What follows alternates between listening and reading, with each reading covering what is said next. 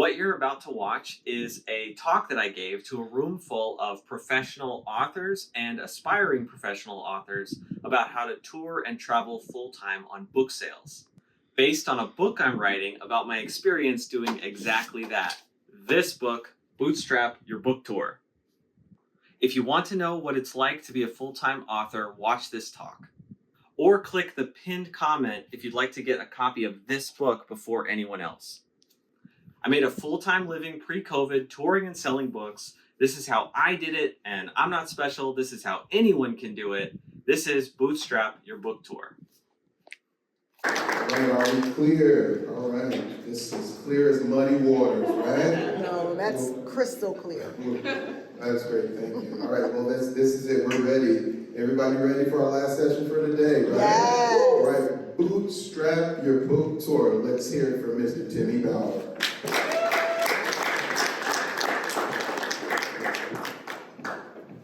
All right, I'm supposed to put this thing down. Yes. And it is the green button that has the arrow on It it. is. Excellent. Guys, I'm so excited that you all are still here. Thank you for staying all the way till the end. It's not the end, actually. Sorry, thank you for staying all the way till the last presentation. Oh my goodness. Okay, I tend to talk really fast when I'm nervous, or if I'm like, oh shoot, I don't know how much time I really gave. Did I give myself the right amount of time on these slides? So what I'm probably going to do is try to go a little bit faster than I think I need to go. And that way, if you have questions, we can have Q&A. I also have some notes here that I want to make sure that I don't forget to say. Just one thing that I want to point out is going to be part of this presentation. That whole idea of like, okay, we want people to be networking. So what are we going to do? We're going to create a scavenger hunt to create a little bit of like incentive to get people to do this. That's a big part of what I'm about to talk about. There's this principle that I believe in. It has served me very well, which is any outcome that you want, you should incentivize. Any outcome that you want, you should incentivize. And all along this presentation, I'm going to talk about different things that you're going to try to get other people to do. Just anytime you're like, here's the thing I want someone to do, the next question to ask is, what is an incentive that I can give them to do that? And so that's really, really good. Great. Okay. Well, my name is Timmy Bauer, and I will tell you about me as I go through this, but here's just some quick stuff. I am a kids book author. I started as a kids book author. I started writing my first children's book for my little brother Tristan in 2007. I think I was 17 years old, and he was 4 years old, if I got the timeline right. And then I went on to become a performer at Disney. I played Peter Pan, and I'm not really supposed to say that, actually. Like, they tell you when you get hired, like, you are not Peter Pan, you are friends with, if anyone asks, you're friends with Peter Pan. So, I was friends with Peter Pan, very, very close friends with Peter Pan. So basically, I wrote, my story is, I started writing my first children's book for my little brother Tristan. I'll talk about that more in a second. Then I kind of just shelved it. Who here has ever either had an idea for a children's book, or they currently have an idea and they're like, I think I want to write a children's book? Show of hands, anybody? The cool thing about children's books is it's one of those things that almost everybody you meet it's kind of like on their bucket list, or just in the background, or if not today, wait till you have children, and then you're going to be like, oh shoot, you start reading enough children's books, and you're like, I think I can write one of these things. So that, and by the way, that's going to be, I'm going to talk a lot about that tomorrow, so just like writing children's books and illustration and the publishing pathways of children's books. But anyways, I pushed the whole thing to the side, and I was very overwhelmed by the idea of like, well, how do you actually become a children's book author? I knew I wanted to be, and I had this big grand vision of being a children's book author and being interviewed on talk shows and all this kind of stuff, but I was like, I have no idea how to make that happen, and I was kind of just filled with imposter syndrome and fear, so I buried all of that. One of my first jobs was working for Disney as a performer, and while I was at Disney as a performer, on my breaks, I would always work on my children's book. And a bunch of performer friends of mine were like, hey, you should, they saw my artwork and they were like, hey, you should actually get this thing published. And I will talk about this some more tomorrow also, publishing pathways. The thought of beating my head for the next 4 years against like, I'm gonna query, I'm gonna try to get an agent, I'm going to go back and forth with a publisher, all to get rejected 1,000 times, that sounded very intimidating to me. And for whatever reason, what sounded less intimidating to me was just taking all the money that I had in my bank account at the time and pouring it on a print run and having printed copies of my book. So it was like $4,000 and it was all the money that I had, and it got me 750 copies of my first book, Billy the Dragon. And then I just had this book and I was like, what am I gonna do? So answering that question, what am I gonna do, is a big part of what this presentation is all about. And you're gonna hear in my tone and just the way that I talk, I tend to have very strong opinions about stuff, and I'm like, it's like this, y'all. Just try to take some of that with a grain of salt. Like, there's some budget for like, not every opinion that I have is right, but I tend to talk that way. I forget why I was saying that. You're gonna hear that I very much think that self-publishing is the way to go. I am a huge self-publishing advocate. I'm very poo-pooey on traditional publishing. I will try to be fair when I talk about it tomorrow. The title of the book that I'm working on is called Bootstrap Your Book Tour, Lessons from a Children's Book Author that any author can apply. So the other thing that you're going to hear from this is a lot of my advice is coming from the perspective of a children's book author. And you might think, well, okay, this only applies to being a children's book author. My goal is to try to translate as much of this advice as possible to any type of author. And I do believe that the advice translates, and I'm trying to practice what I preach right now. So like, one of the things that I've been hearing is that you make a book and then you market the book. I do not agree. I think that is wrong. I think you start marketing your book as soon as you decide that you're going to start making a book. And so I'm practicing what I preach right now. This book is not out. This book is in fact blank. But this book is currently being written, and it's what inspired this talk. And I will continually revise this as I give this talk in places and as I get feedback from people. And part of my hidden agenda here is I want beta readers. I do not believe that making a book is step one and marketing the book is step two.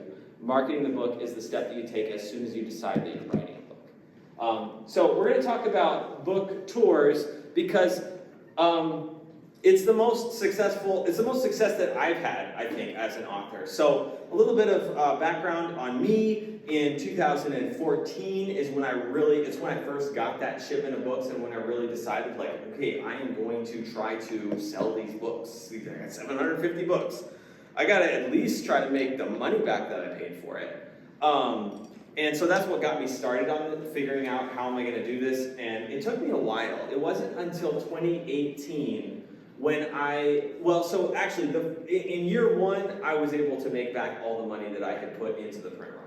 But it wasn't until 2018 when I was able to quit all my jobs and be like, I am a full-time touring children's book author. And so 2018 and 2019 were very good years for me as a touring children's book author. 2019 especially, I had my best tour ever. I did 5 weeks in Arkansas. I did the entire state of Arkansas. I had similar types of success leading up to it. That's what led me to quit my job. But I'm just telling you the culmination right now. I did 5 weeks of touring in Arkansas. I did about $20,000 in book sales, and then I was like, this is it. This is all I need to do. I couldn't even believe that kind of money could come from book sales. So I was like, okay, this is it. I'm just going to be in schools all the time, presenting my book and selling it. And I took almost all the profit that I made from that tour and dumped it into the next tour. So put almost all of it into a print run. and and then I don't know if you're tracking the years. Uh-huh. The next year was 2020. I was all geared up. I had dates booked for North Carolina, and I did my first, I think, 2 schools, and then all the schools that I booked were like, hey, there's this thing called COVID. We don't know what it is, but we're not allowed to have any more visitors. So everything canceled. Everything canceled. I sold a few books, but I had to pack it all up and go home. Now I had no job, and I don't know if you know this, but you can't eat books, and you can't pay your bills with books. So yeah, that was tough, and I can tell that story later. Oh, I remember one more thing I wanted to share.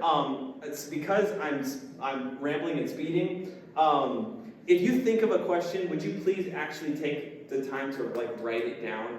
The best time to write your question or to ask your question is when you first think of it. So just write your question down when you think of it. That way, when it comes time to Q&A, there's questions to ask. I feel like I'll have better content to deliver for you guys when I'm contextually answering a question anyways. But so this presentation is going to be broken up into 3 parts, and these are the parts. So part 1 is we're going to build a book tour.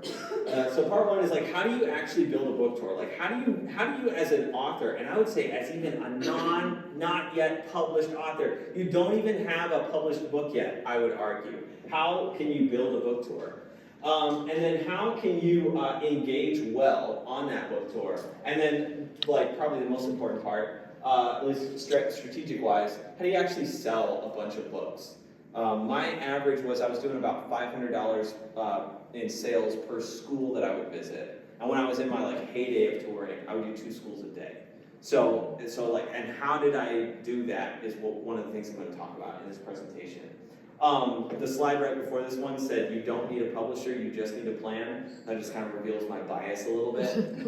Yes, I believe that. You don't need a publisher, you just need a plan. When I was holding copies of Billy the Dragon, which there's a copy in Author's Alley, when I was holding my one of my copies, I sat down with my best friend James, and he was, so I was at church and I was just talking about what I was trying to do, and they were like, if you're trying to do anything entrepreneurial, you need to talk to James. So I had lunch with James. I'm sitting down with him and I'm showing him the book, and he's like, bro, you have a product. Because he's thinking like an entrepreneur, right? He's like, you have a physical product. All you need to do is find where is the audience for this product and go bring it to them. And when you think about it, being an author, so I like to separate the business of being a writer from the business of being an author, or maybe it's better to say the job function of being a writer is not the same job function as being an author, okay? You can be an incredibly talented writer and terrible at the job of being an author, and you will be a broke writer. And alternatively, you can be incredly talented. You're looking at me like, I can't tell if you're agreeing with me or disagreeing with me there. Oh, okay, great. Great. Like I said, I say things very emphatically. And then alternatively, you can be great at, and here's the thing, you can be great, and this is where I feel like my imposter syndrome is going to kick in a little bit, because I think this is the thing that I'm great at. You can be great at the job of being an author, so much so that it makes up for how bad of a writer you are. I think that's true. Okay, so anyways, I'm going to try to do my best to share real stories and real results from this process of building, engaging, and selling your bootstrapped book tour. Don't need a publisher. Honestly, I don't know that publishers are even that good at helping people do book tours anyways. Let's see if people disagree with me on that. No offense. So, because I'm going to go very, very strategy on this, and when I took the Strength Finders test, all my top, 4 of my top 5 strengths were all in the strategy department. So that's going to come through in a lot in the way that I talk. But I do want to share that there is an actual emotional why here for me. Because when you talk strategy a lot, people tend to lose, they're like, wait, so you're just in it for the money? And I just want to tell the story. So Billy the Dragon is my first children's book. I always knew ever since I was a kid that I wanted to grow up and become what I call a story artist, which is just anybody that makes art that's designed to tell a story. And you can do that job a ton of different ways. I thought maybe I would work in movies, so like as a storyboardist for like movies and stuff. But I didn't know exactly what that was going to look like, but ever since I was a kid, that's what I wanted to do. And then fast forward, my parents had kids in 2 batches. So they had a batch of 4, and then there was 10 years. Oh, surprise, well, we don't want him to grow up alone. And then another one. So a batch of 4, and then a batch of 2. And so I'm the second oldest of the batch of 4, and my brother Tristan is the surprise of the batch of 2. And so there's this big age gap between us. And when I was 17, my teen years basically, I have changed hundreds and hundreds of diapers. I have wiped so many butts. I'm about to be a dad, so I'm really excited. But people are like, "Are you ready for all the diapers that you're gonna change and all the butt you're gonna wipe?" Yes. And I'm like, "I've actually done it already." Because the nice thing my parents would say about having kids in batches is like the second batch, you've got all these built-in like babysitters for that second batch. So anyways, I spent a lot of time babysitting my little brother Tristan, who is now in his 20s, and he's awesome. I had just finished reading Yertle the Turtle by Dr. Seuss. Has anybody read Yertle the Turtle by Dr. Seuss? So I just finished reading him Yertle the Turtle. And by the way, side note, this isn't part of my presentation. Did you know that was about Hitler? Oh. Yeah, it is. So I just finished reading Yertle the Turtle to my little brother Tristan. And then I had that thing that I hope that you guys have had, that you thought, which is like, wait a second, I think I could make one of these. And I will say, and please come to the tomorrow thing, because I want to talk more about this tomorrow. I was sharing a little bit about this. I agree with you. You can make one of these things. One thing to note, when you make a children's book, when someone buys your children's book, okay, 2 customers are buying your book at the exact same time, and those 2 customers are not aligned in the reasons that they would want a children's book, okay? And those customers are the parent and the child, and they have completely different desires, okay? They're not even connected to each other, okay? Like, mom and dad want something totally different about that children's book than the child wants, and if you want to be a good children's book author, you got to try to serve both of those customers at the same time, and that's difficult. And I want to talk more about this tomorrow. Anyways, so I had that thought, I think I could make one of these. And I started writing Billy the Dragon just as a way to connect with my little brother. I wanted to make him laugh, scare him, gross him out, entertain him. Every night I'd be like, Tristan, I wrote some more of Billy the Dragon. And he would get really excited. And for like a couple of years, I would just write some and share it with him, and write some and share it with him. And that formed a lot of my opinions about what writing, like what good children's book writing is when you're focused on that, first or second customer, whichever way you want to slice it, the child.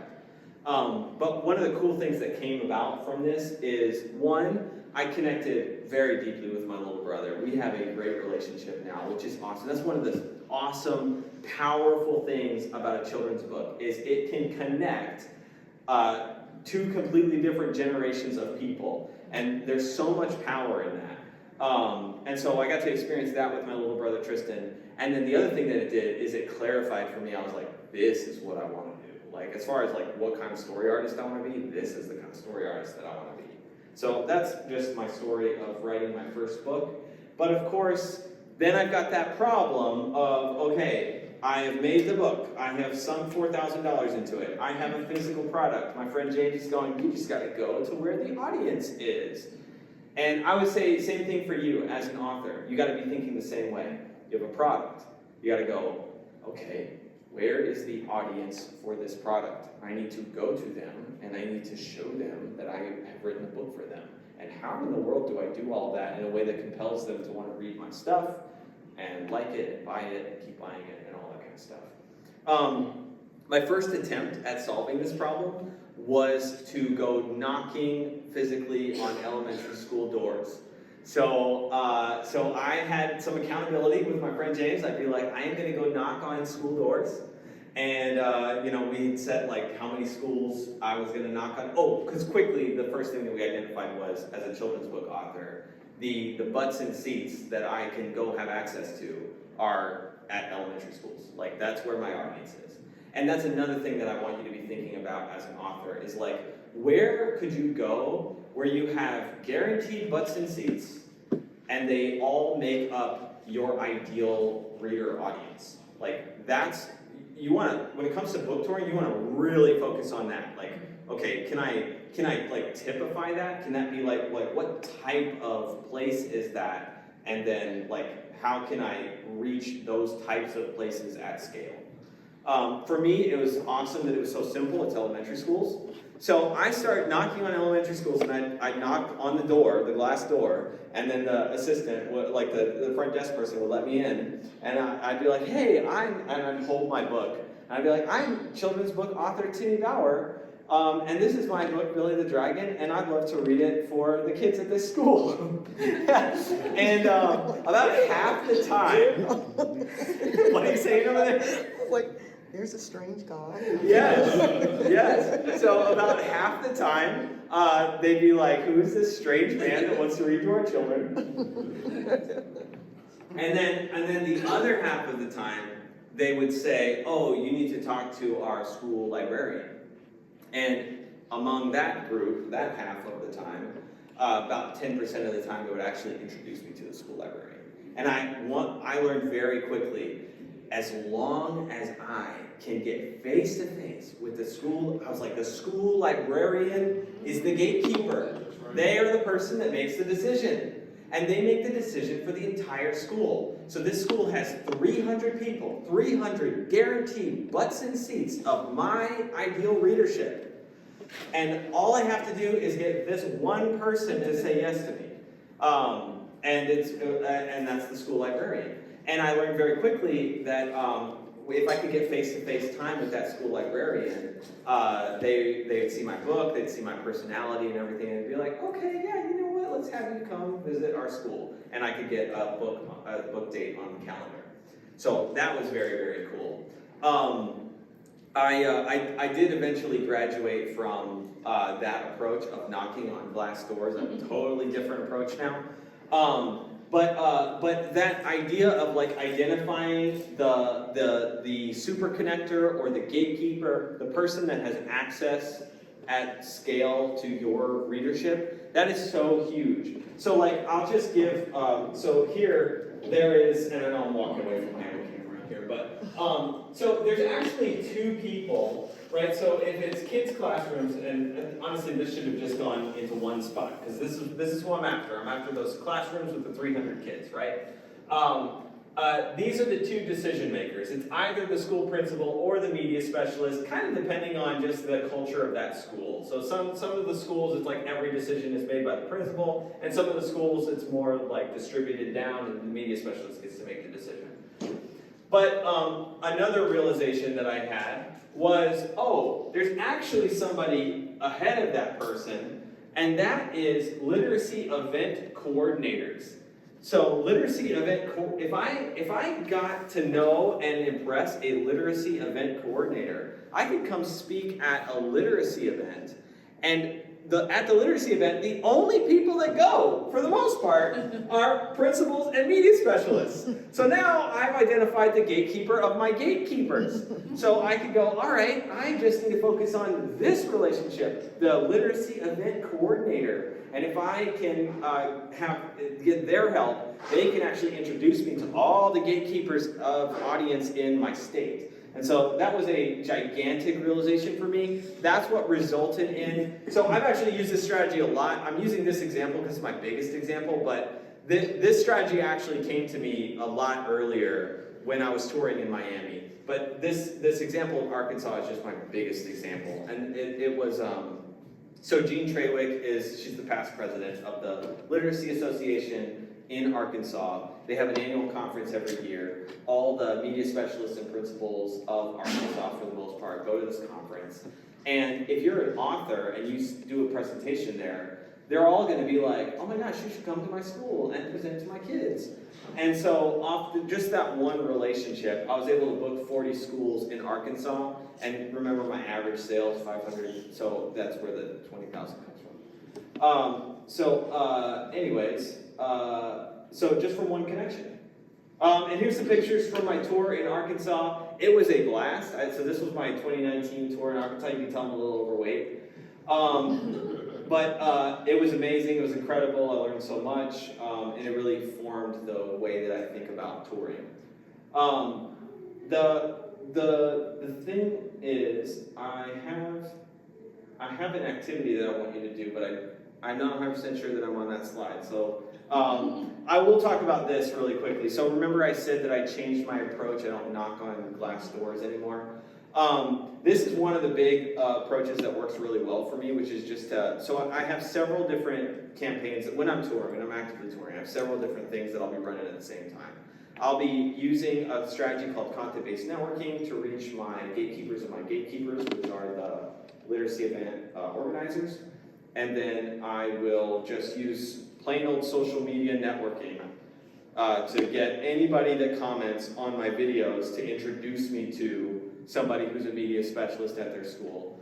And then I do this email drip campaign, which is, do you need a volunteer reader? Every school needs volunteer readers. I just don't tell them yet that I'm also a kids book author. But I'm like, hey, do you need a volunteer reader at your school? And then when they respond to me, I'm like, oh, and by the way, I'm also a children's book author, so I'd love to read whatever you'd like me to read. I'd also love to read what I wrote if you're interested. And that's a way to kind of weasel your way into getting to do that. Okay, here we go. So here is the question that I have for you guys, and I want to just take a second for you to think about this, okay? And you don't have to think about this from the perspective of being a kid's book author. You can go, all right, I know that this is a kid's book that I would like to do, or you probably have a different book in you that you're thinking about. But this is the question that I want you to think about, which is, okay, so there's a book that I want to write. Where is that readership for that book? Well, like, where are they? Like, what did they go to, or what are they a part of in mass, okay? And then the next question to think about is, if I wanted to go do a presentation of my work, and I'm going to talk about that in a second. If I want to do a presentation of my work, who are 5 really strong, like, connector type people that could help me do a presentation of my work? So there's 2 ways that you can think about this activity. You can either think about it from the perspective of, okay, I actually want to niche down and be like, all right, who are the super connectors of my ideal readership? But if you're like, I'm not that far along, I would say one of the things that you want to do early on as an author is just get some media of you presenting your work somewhere, okay? So if you can't go here, at least come over here and ask yourself, who are 5 people that I know that that can help put me somewhere where I could be presenting my work, even if it's a school or a high school or a college or whatever. So I want you to take a minute and, like, either with a pen or with a phone at your tables, ask yourself that question and try to write down 5 super connectors that you know that are in your network. So do that now.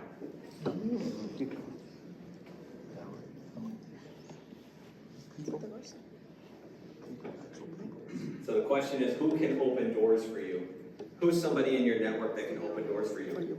And I'm telling you, every time I ask myself this question, more people that are in my network jump to my mind. I'm like, oh shoot, yeah, I know so-and-so, and they're the president of such and such, and I can't believe I've never asked them. So, like, that's the person that you want to write down. Or you could literally be like, well, my next door neighbor that's always bothering me to borrow butter, she's whatever, you know, or even just her kid is at such and such school and I'd like to present there. So that's what I want you to be thinking about. Or if you want to go a step further and be a little bit more advanced on this, I think it would be cool to try to think through who is so I'll give you an example that's not me. So I have a client, his name is Kermit Farmer, and he has a product where it's the type of people that he wrote a book, and he has a product that is for it's, what do they call it? Oncologists, the people that care for, the people that are cancer doctors and like involved in that work. Okay. So his ideal readership is on oncologists, and so he's asking himself, because he wrote a book that's for them, so he's asking himself, where should I be presenting my work? And it's like, well, you should be presenting your work at cancer universities, or like places where people study to be oncologists. And so then the next question to ask is, who is the person that's the gatekeeper that decides who gets to come and speak at those places? Now you want to focus all your marketing effort on that relationship, on having relationships with those kinds of people. Okay, so when you have that kind of relationship, that person can start opening doors for you, and you literally have to ask them, you have to be like, hey, I'm working on this book, or I have published this book, and I would like to present it. And you can, just to get some media of you presenting your book, you can offer to do it for free, and there's no upsell, there's no nothing. But I'm going to talk now about just doing those actual kinds of presentations.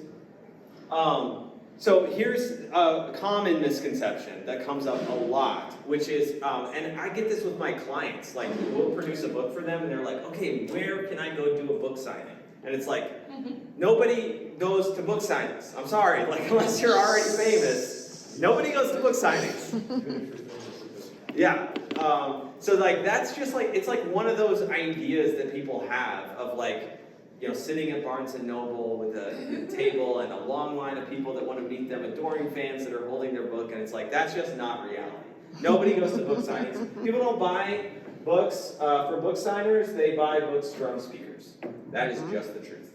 So, like, unless you're famous, and probably even if you are famous, this is where people buy books, when you speak. And that's tough, because remember I said the job of writer versus the job of author? The job of writer is very good for introverts. The job of author is not very good for introverts. Okay? Because this is where people will buy your book. This is where people will get to know you. Think about this, right? Like, so we heard Misty present. Don't we want to buy her book now? Like, it's like we heard her talk about character development. Well, now we want to see it in action. We want to be like, okay, I want to see what that looks like. We're more interested in buying from her now because we've heard her talk. So, yeah, people buy from speakers. There are two ways that you can engage audiences as an author. And it's pretty easy, but you either perform your book or teach from your book. And I've done both. If you're, and I'm going to argue this, okay? Because I feel like in the children's book space, you mostly see this. And in every other space, you mostly see this. And I want to say that both authors should be doing both, okay? I believe that even if you're not a children's book author, you can perform your book. And by that I mean, you just literally go, hey guys, as part of my presentation, one of the things that I want to do is I want to read I want to read, there's a part of my book that I was like really not sure if I should even put in there because it's so whatever. I want to read it for you guys, and then I'd love to get some feedback and kind of talk through my decision making on why I did X, Y, Z that I did. You open it, and you start reading. And the way that I framed it makes you interested to hear, like, well, what is he even talking about? So and that gives you a chance also to kind of showcase your style to that audience of like, how do you write? So you don't have to be a children's book author to do the first one, which is perform your book. But definitely teaching from your book, I feel like it comes more naturally for people that, especially nonfiction, like that's so obvious, of course, you teach from your book. But everybody can teach from their book. And I believe that everybody can teach from their book at every level. So like even at the very beginning for me, I had written Billy the Dragon for my little brother Tristan. Like, I don't really have that much expertise to go off of. But one thing I do have is, hey, I know how to write in such a way that a 4-year-old is begging me to write more. That's something that I could teach. And I don't have any business teaching, but I have that. So I believe at every level there is something that you could be teaching from your book. So high energy gets kids' attention. So if you are thinking like maybe you want to be a children's book author, I do another talk that I call the habits of good storytelling. And specifically I should call this more like the habits of good dramatic reading. And Let me check the time actually, because I don't want to go We crazy started here. about, what, 10 minutes late? Yeah, How much time do I have? about 10 minutes. I have 10 minutes. Okay, I'll just blitz through this then. This is so important, especially if you're ever going to be a children's book author. Like, this is so important, okay? Because this is what makes kids say, like, I want this author to come back to my school. Just by applying these things, I have teachers that are still, even though I'm not actively touring right now, they're still DMing me and saying, hey, would you come back to our school? The kids are asking about you. And it's because of this stuff. So the first one is just manage energy. I'll go through this really quickly because I really think this is valuable if you ever want to present your book at an elementary school. Okay, so specifically manage energy. I do this with adults too, but it's really important with kids. It's literally just give yourself a device that you can use to control the room. I took a class in college called I forgot what it's called, but it was all about classroom management. That's what it's called, classroom management. And the teacher said, you are the master manipulator of your room. And if you're not the master manipulator of your room, then you're not the teacher. So I took that to heart. She taught us all these different ways of manipulating the energy of the room. So right off the bat, one of the things that you want to do is give yourself a tool that you can use to manipulate the energy in the room because you're going to be a crazy performer of your book. And so one of them that I like to use is this. I just tell the kids, I'm like, what's up, everybody? Are you guys excited, to read my book, or that I'm about to perform my book for you? And try to get the kids to like, yeah, woo! And then I'll be like, okay, well, before I get started, the first thing I want to do is, if you ever hear me say the word roomity room, I want you guys to say back to me, yesity yes. Can we practice that? Ready? Roomity room? Yes, Yes. Awesome. Now you have to be careful and you have to be listening because you never know when I might roomity room. Yes, yes. Now you have something that you can use when the room gets away from you. So that's the first one, is manage the energy. Next one is vary your voice. And I will say this, regardless of if you ever decide to be a children's book author, when you are reading a children's book to children, this makes a huge difference. Vary your voice. And you can vary your voice in two ways. You can change the volume of your voice. You can talk really emphatically and loud. And then you can get really quiet. Notice, when I start talking quietly, everybody pays a little bit more. So that's really powerful with kids. The third one I call face do what story do. Originally it was written as vary your facial expressions, but I like this better. Face do what story do, okay? When you're reading the book, if the characters are scared, the face do what the story do. Make your face scared. Don't read in a seated position. This is just a POV that I have. Don't read in a seated position. You should stand up because there's so many things that you can do when you're standing and reading to children. Like one of the things that nobody does, but everybody should do it when they're reading to children, if you've got a bunch of children in a room. When you're reading, especially if you get to one of the scarier parts in the book, you should actually stand over the kids like this. Right? You can't do that if you're sitting. But the kids are like, oh my goodness. So that's a big one. Stand and move, tower, kneel, walk, gestures, and then engage the audience. Pause to ask questions. I don't feel like I'm doing a very good job of that in this presentation, but in other presentations, the speakers were doing a very good job of being like, have you ever felt that way? Have you ever thought about that before? Those are great questions to ask in the middle of your performing of your book. And then another thing that I like to do is I'll ask kids to volunteer to be a character in the book. Certain books allow for that really well, and certain books don't. When I do Harper Hears No, Harper Hears No is my best-selling book on tour. Every parent wants to buy it. It was written for like kindergartners, but I'll read it with fifth graders, and I'll have fifth graders come up and pretend to be, the mom, the narrator, and the grandma. And kids I always choose a fifth grade boy to play the grandma. And I like tell him what the grandma voice is, and he'll do the grandma voice, and the kids just love it. Okay, we're not going to do this group activity because we don't have time. Part 3, maximizing book sales. I feel like this is like the more crucial part of all of this. I had figured out how to do, this was the game changer for me, because I had figured out how I could repeatedly get myself in front of these audiences. But I was like, how do I make money? Because the first way that I did it was like I would just perform my books and then just hope that people bought them, like online. That didn't work very well. The second thing that I started doing is I would perform my books, and then I'd come back to the school at their book fair. This did well. I would come back to the school at their book fair, and all these kids are like, "Mommy, Mommy, it's the author!" And if a child takes their parent by the hand, and they take them to an author who's selling children's books, those children's books are getting bought. Because parents just want their kids reading books. And so they're like, well, if I buy this, and they came to the book fair, so they're going to buy a book. And they're like, if I buy this book, I know my kid's going to read it. So that was huge. But what I want to teach here is the thing that really worked. And I have a story here about my first $1,400 check that I don't have time to tell. But this was part of my old strategy. The same month, I think, that I made this $1,400 check. This is my first big check as a kids book author. It was a school decided that they were going to buy a copy for every second grader in the school, which is so cool, so cool. This was when I had no strategy for sales. That same month, I was doing real estate to help pay the bills and stuff, and I negotiated a contract where I made $13,000. Okay, that $13,000 check is not that's not framed anywhere.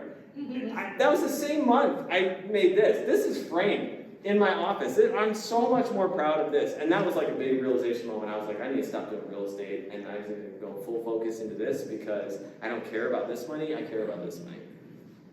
But anyways, the method that I use now is a method that works so well, and everybody should be doing this. And what it does is it lets you, and it took me forever to figure this out, but it lets you predictably make a good chunk of sales before you even arrive at the school. This works really well for schools. At the school that you're going to be performing your book. And that is to do a combo of a hype video and a flyer. And it is so difficult to get these schools to do these two things that so much of what I plan to talk about that I don't have time to talk about is all about just how to get them to do it. Because it is the difference between you walking to a school and selling a few books and being completely unknown versus you walking into the school and you are a flipping celebrity to these children. They all know your name. They're screaming and crying when they see your face. And they have already brought you a stack of flyers that's this tall filled with book order forms. That is the difference between you just getting the whole school to play the hype video and send home the flyer. And here's an example of what my flyer looks like today. It's gone through so many different iterations. This iteration works so stinking well for so many reasons that I don't have time to get into, but I'll just say the top section of it is all just what are you buying from me? The bottom section is I don't care if you buy anything from me. Do this, and if you do this, I have a big old prize that I want to give you when I come to the school. And the prize is your name's going to get randomly pulled, and if your name gets pulled and you filled out the bottom section of the flyer, regardless of if you bought anything, I'm going to do a YouTube video with you. And that's part of my whole any outcome that you want, incentivize.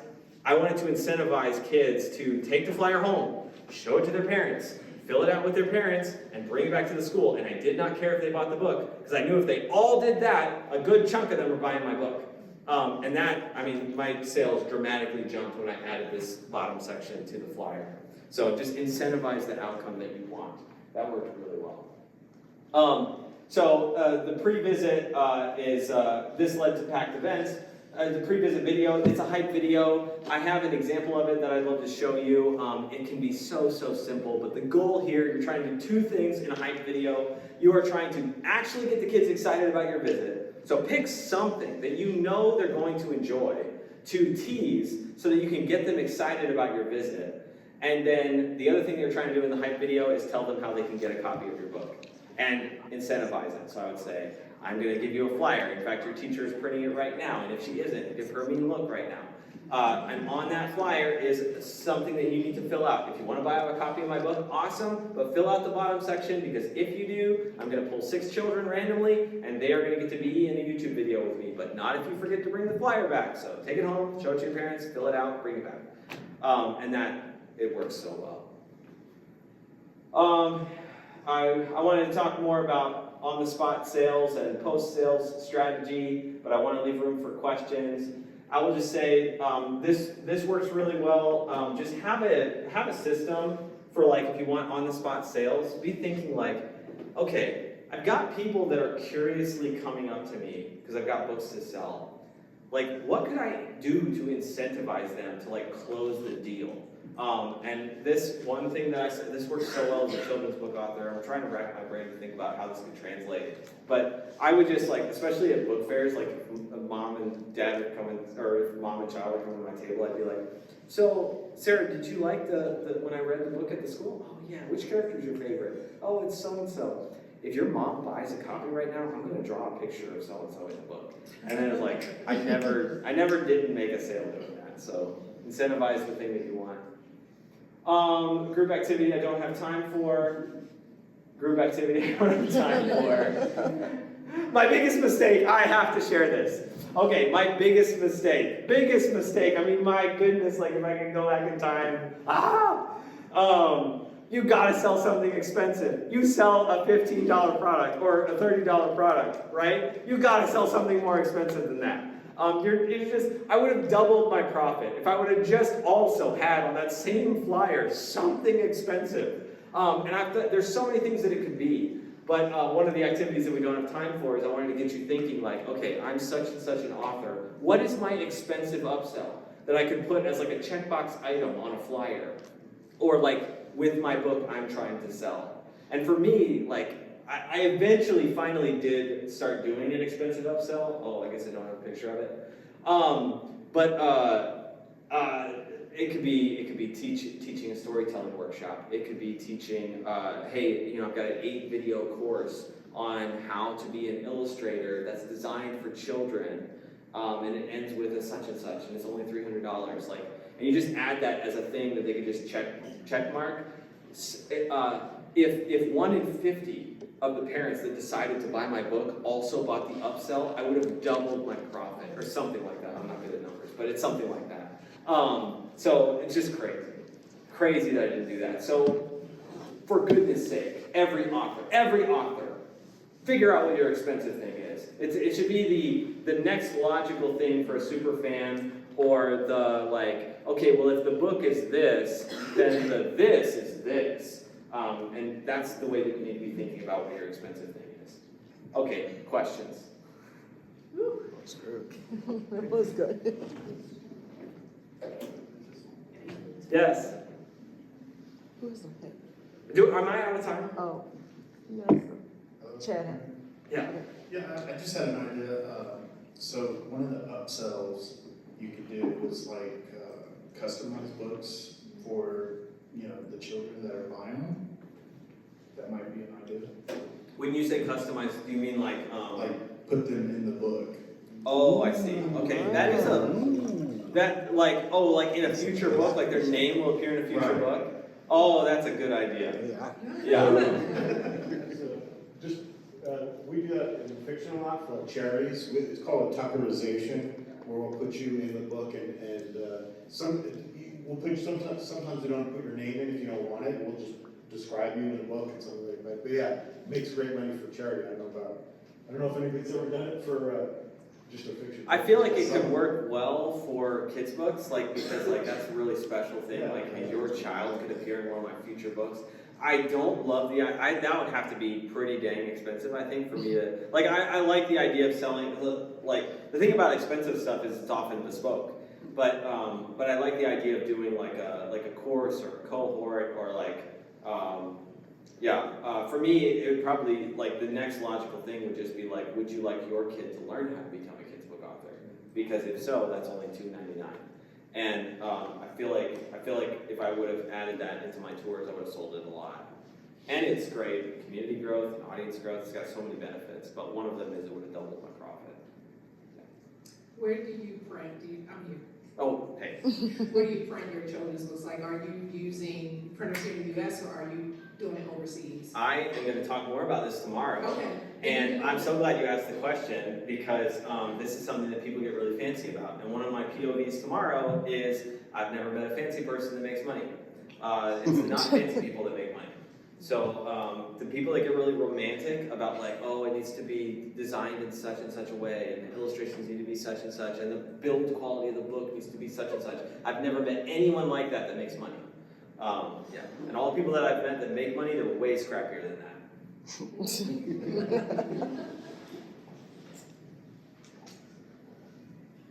So if you had to mature your content and your pitch up to, say, high school, Yes. late middle school, Yes. or even early college, still in the phase where they're not using their own money to purchase products, but they still have a little bit more of a sophisticated brain, how would your strategy, pitch, and everything change? Yeah.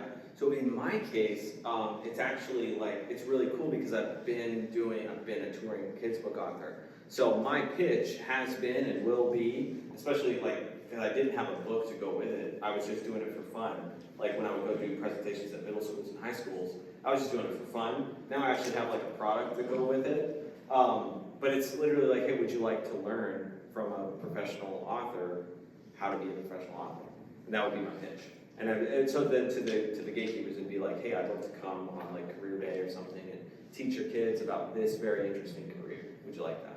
All you have to do is and like in lieu of paying me a speaker fee, all you have to do is play my hype videos to all the students and send home my flyer a week before the exam. Yeah. What would you employ to make the kids want to buy your book? That's the thing. So I would love to show you what the hype video looks like, but if you go like on my YouTube channel, if you type in Author Timmy on YouTube, I have a hype video that's like, am I coming to your school? And it's what's required. I have a whole system for making the school do this thing because this is the moneymaker. I will not show up to their school if every child has not watched my hype video and every child has not gone home with my flyer. And I'm very kind about it. I have a follow-up that's built into my Google Calendar. So like when I'm having the discussion with the teacher, I'm like, yeah, I'd love to come to your school. And then they always say like, well, how much do you charge? And I say, you know what? My speaker fee is such and such, but if you'd like to not pay me a speaker fee, all you have to agree to do is X, Y, Z. Would you be able to agree to that? And then they say, oh yeah, totally. Okay, awesome. I'm gonna put 2 calendar events in both of our calendars.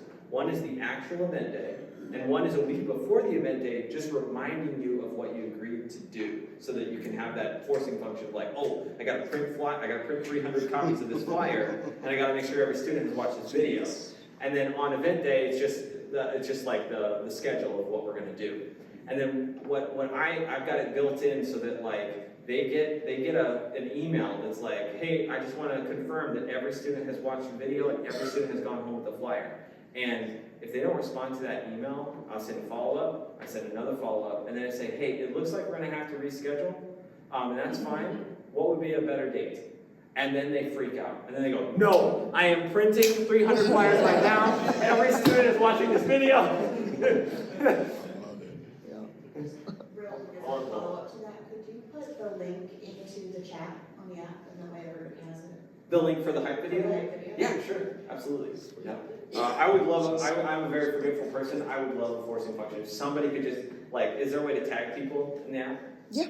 Okay, could someone tag me and ask for that? That would be super helpful. Yeah.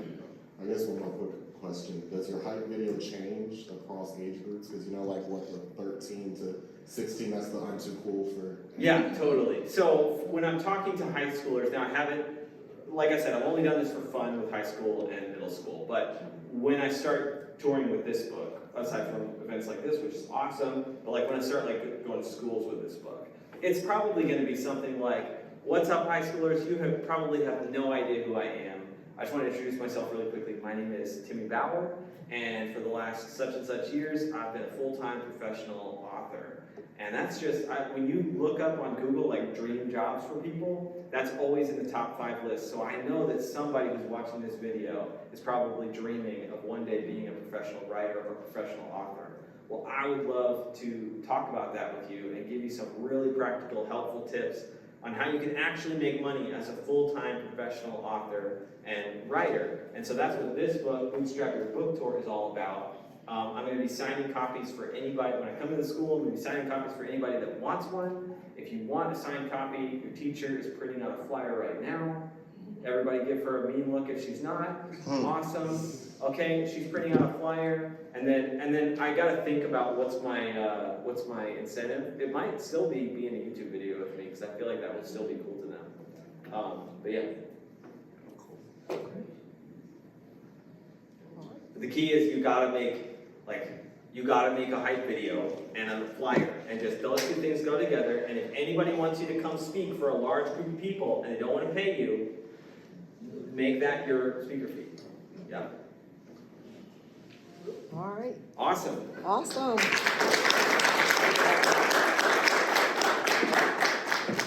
Thank you. All right, let's hear it again for Timmy Bauer.